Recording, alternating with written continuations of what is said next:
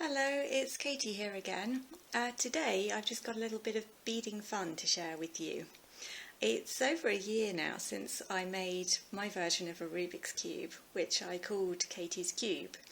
Technically it's a beaded box. It's got all individual compartments that you could fit something tiny in, and I'm talking really tiny, like maybe a jelly bean or something like that. It was inspired obviously by the Rubik's Cube, but mostly by the fact that I don't think I've ever managed to solve a Rubik's Cube myself.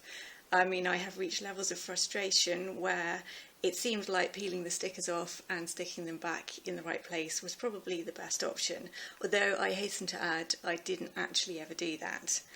So what I've done is use cubic right angle weave to basically make the beaded equivalent of removing the stickers and replacing them.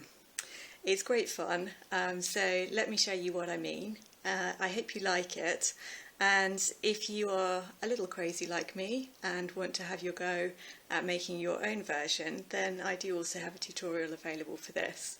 But for now, just sit back and enjoy watching me solving a beaded Rubik's Cube.